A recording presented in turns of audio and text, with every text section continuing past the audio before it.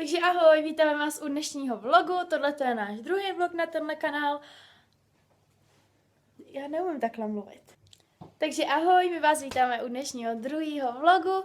A tenhle ten vlog bude vlastně... Jak to říct? Takový zdokumentování našeho natáčení. Takže se o to s váma můžeme podělit. Tak... Je vlogu poprvé, takže já to neumím.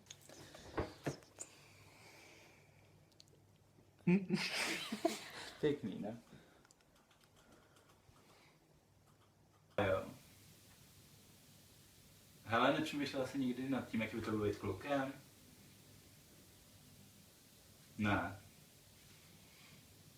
To je divný, když mluvím sám se sebou. Povídám si sám se sebou, protože s tebou vůbec je ne. to... Pájo. Pájo. No, Hele, nepřemýšlela jsi někdy o tom, jaký to bylo být klukem? ne. Ještě řekni. Jasně. Jasně. No vidíš. Mě to jdeme si prsty, ty vole. To je hnusný. Fuj, co můžu? Já. Co to je?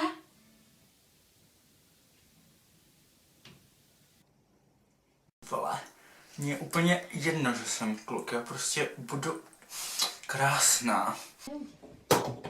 Právě jste viděli, jaký youtubeři musí trpět při natáčení, ale co bych pro vás neudělal.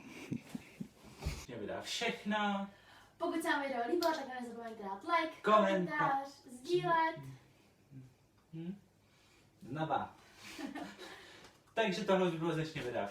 Tak, my už máme dotočeno. Točili jsme video, jak by to vypadalo, kdyby jsme si prohodili pohlaví.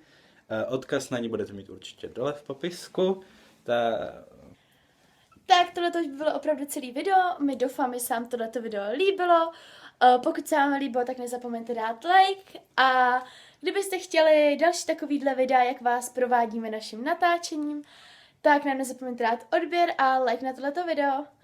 Mějte se krásně a ahoj.